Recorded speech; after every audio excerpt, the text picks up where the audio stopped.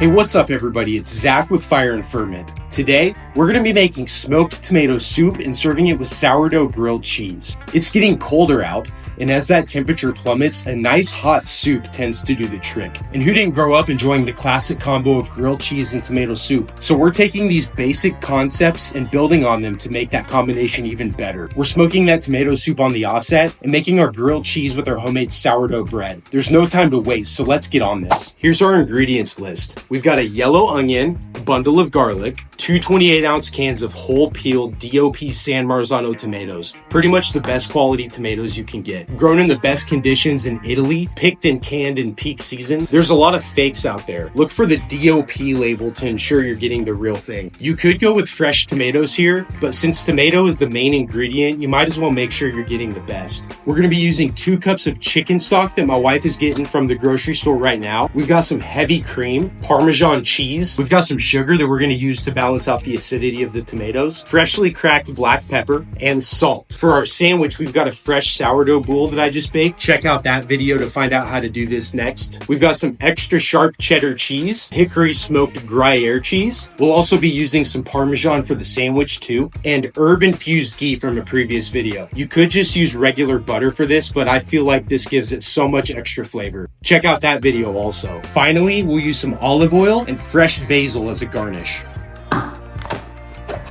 Go ahead and chop up your onion. We start by slicing down the middle and removing the outer layer. We don't need a fine dice here, a rough chop will do.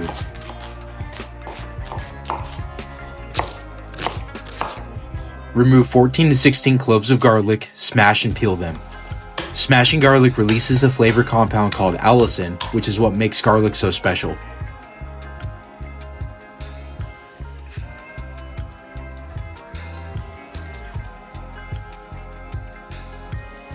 Get an aluminum roasting pan and throw in your roughly chopped onion, peeled garlic, and tomatoes. Use a knife to open up some of these tomatoes to enhance surface area so you can maximize smoke penetration. Let's fire up the pit. In order to light up the offset, we got to open up all the doors, vents, and stack.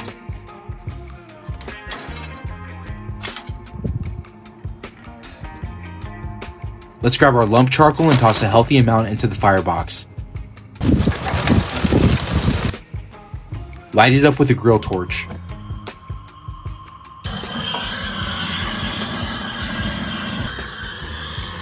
Once ashed over, it's time to throw on the wood splits. We're cooking with white oak today.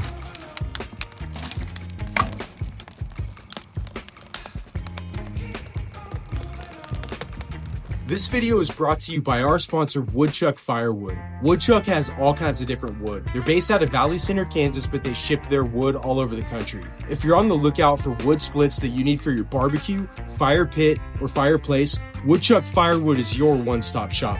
Type in the link below into your browser to access their website and place an order, and tell them that Fire and Ferment sent you over, and they'll take good care of you. We've got a healthy fire going, so it's time to close down the pit. Our goal cooking temp is 250 to 275, and once there, we get our pan on in the sweet spot of the smoker.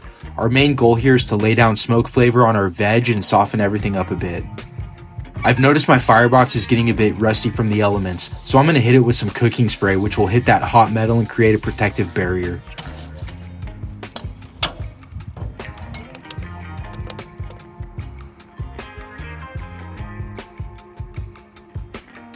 Periodically, we open up the smoker to give it a nice stir.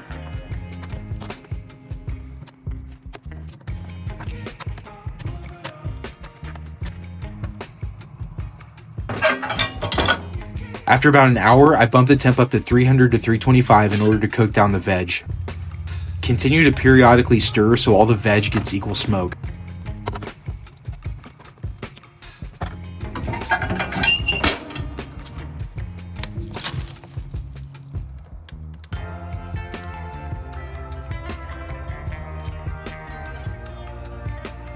After a couple of hours, it's done.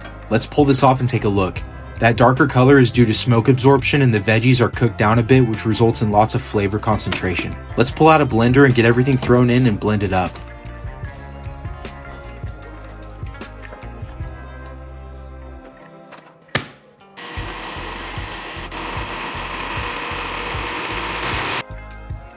To this we add 1 cup chicken stock and 1/2 cup heavy whipping cream. Blend this up, slowly increasing the speed until all the veg gets broken down and all the ingredients are incorporated. Now, pour this through a strainer into a Dutch oven in order to get it as silky of a texture as possible.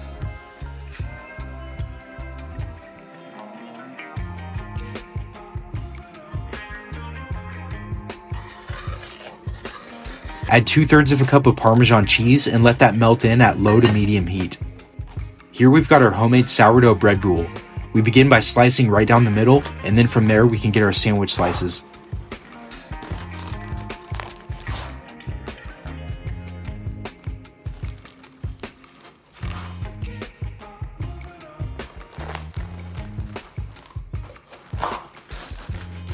Let's spread both slices of bread on one side with herb-infused ghee.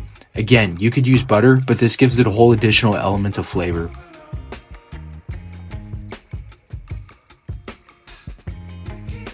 Place the slices ghee side down onto a pan.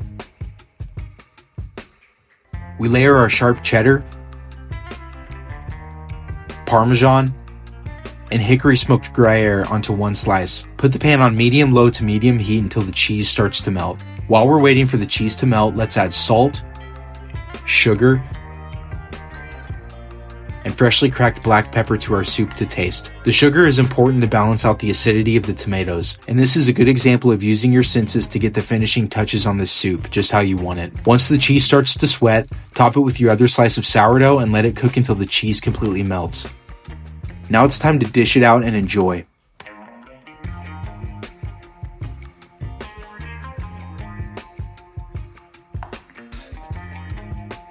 I like to dress the soup with some additional olive oil, black pepper, and fresh basil.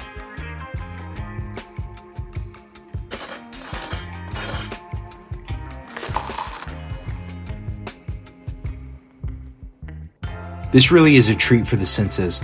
All of the flavors shine, especially the tomatoes, garlic, and smoke. The fresh basil balances it out really well. This flavor combination is really pretty special.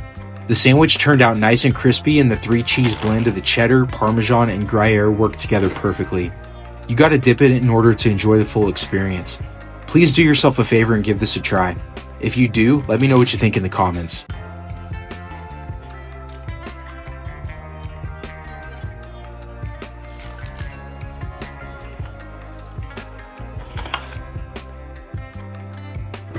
And that is how we make smoked tomato soup and sourdough grilled cheese at Fire and Ferment. If you like this type of content and you want to see more of it, hit that like button, subscribe to the channel, and click on that little bell icon so you don't miss any new content. I love you guys, and stick around.